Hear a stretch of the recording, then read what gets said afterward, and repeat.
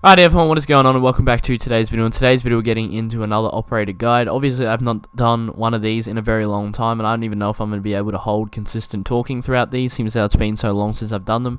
I used to do them weekly, but obviously I ran out of operators. I've done every operator and that list is going to be completed once again by completing every operator after I do this video on Thunderbird. Thunderbird obviously being the newest operator to be added into Rainbow Six Siege. So today we're going to get into an operator guide, outline how to play her for a newer player of the game, and just give you a general overview of what to do with her and how you should play her so you can kind of develop the skills with her if you're only just starting her as a beginner's sort of guide towards the operator, and then grow with this guide. I guess having this guide's intel in your back just to progress forward and become a better Thunderbird player. So with that said, if you guys do enjoy this video, make sure to leave a like, drop a sub notification bell. Also make sure to come check out my Twitch streams, links in the description down below. I'd love to see you guys there. With that said, let's get into this video.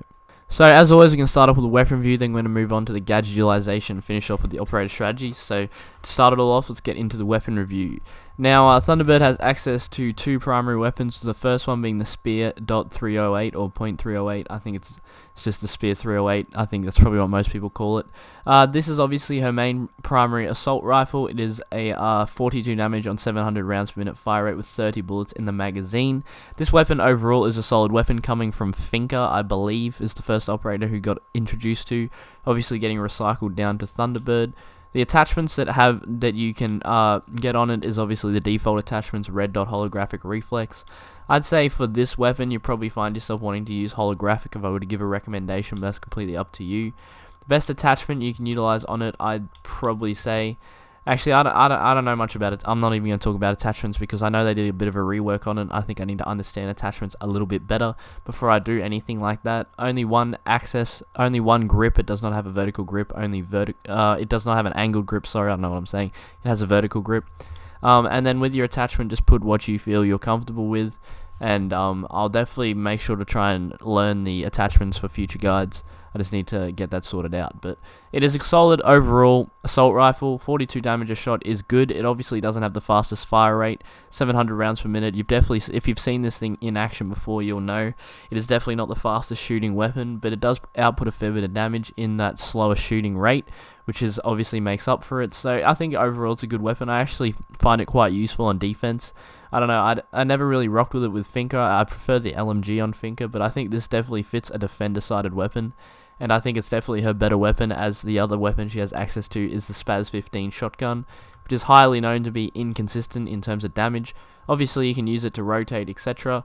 It definitely does its job there, and that's what a lot of people bring it for when they pick Kavira, which is obviously where the gun originated, but it is definitely an inconsistent weapon in my opinion.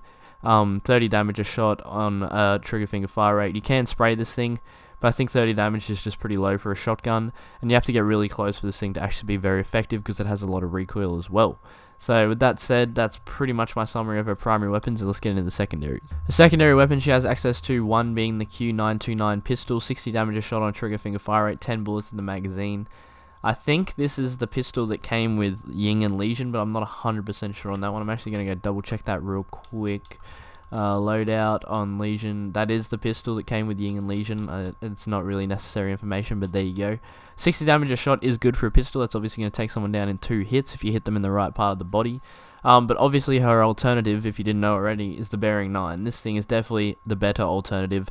Any type of machine pistol, although the recoil control can be difficult, especially for people who've never used them, they're always going to be better than using any type of pistol no matter what. This outputs 33 damage a shot, but it has a 1100 fire rate. So I don't care how fast your trigger finger is, this thing's going to be shooting faster. And even though it does less damage, obviously it does pretty much half its damage, it's still just a better overall weapon because it's pretty much a fully automatic weapon that you can utilize if your spear runs out of ammo and you find yourself needing it in that situation, which is definitely the best reason for you to bring the Bearing 9. Having such a high fire rate, as I said before, obviously leads to higher recoil. If you just simply put practice in, you can pretty much master any weapon's recoil, so don't let that hold you back. If you just are willing to put the time in, you will be able to get better with this gun. Just put it to use in casual games if you play them, put it to use in Terrace Hunt, and Then once you feel comfortable, I'd bring it out in ranked. I wouldn't just go straight into a ranked game and mess with it. Like, you can if you want, but obviously it's not the easiest thing to use. That's all I'm saying. In terms of her gadget, she has access to an impact and nitro cell, two very viable things. A nitro cell obviously being more useful for fragging, and then impact grenade being more useful for support rotations. Either one works. I think either one can work with her playstyle, obviously, but it really just depends on what you prefer and what you want to bring in the certain situation. So I wouldn't give a recommendation for that. It's pretty much just do as you wish. There's absolutely nothing wrong with bringing either one. Her being a 3-speed though, you can bring the impacts for rotations while you're off site, and then the nitro cell is just good for fragging. That said, that is the weapon review. Now let's get into the gadget utilization. Her gadget is obviously the Kona Station, deployable device that gives a HP boost or offers a revival to a downed operator in proximity. Now, if you're not aware of what this does, you pretty much have access to 3 of these things that you can just place anywhere on the ground, and then they obviously deploy this HP boost that they were talking about to any person who walks within the proximity of around the station. So it outputs 30 damage, 30 health into a defending or attacking character. That is a little bit of the questionable thing about it. It can also, it also auto-activates to attackers if they go into the proximity of it, so you have to be careful with your placement of these. Try and keep them out of places that can be easily accessible by attackers, just because it might be useful for one defender. It means the attackers can also utilize it as well, so you don't want that happening at all.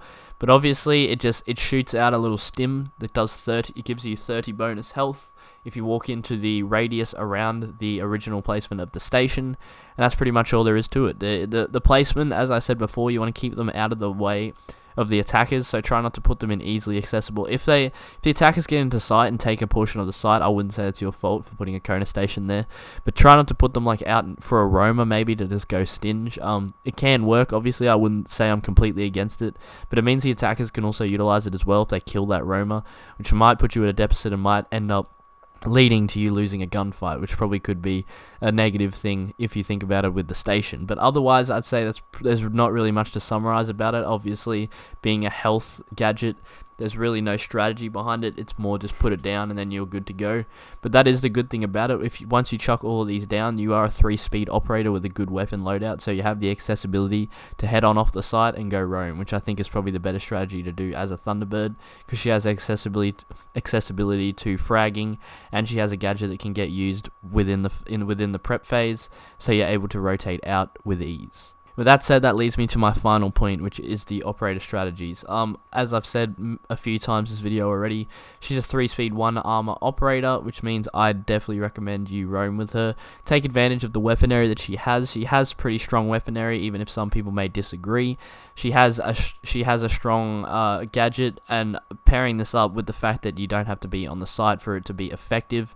It's basically a stim pistol that auto activates, so it is in my opinion an improvement from Doc. I didn't originally think it was, but I think it definitely is a better strategic thing than Doc, because obviously it puts out a lot more health than Doc can. Obviously Doc doing, I think it's 40 in a stim pistol, but he only has access to 3 shots. She has access to 3 stations that shoot shots on a rechargeable rate. I don't think I mentioned this before, but obviously you walk into proximity of a station, it's going to recharge over time, and then it shoots out another stim. I think it's about 20 seconds. I'm not exactly sure on the exact time, but I think it's about 20 seconds. But overall, I think she's just a great operator. And then once you put those gadgets down, you're able to go ahead and leave the site pretty much. You can go do whatever you want. I think she's definitely got the loadout for roaming with the bearing 9 and the spear.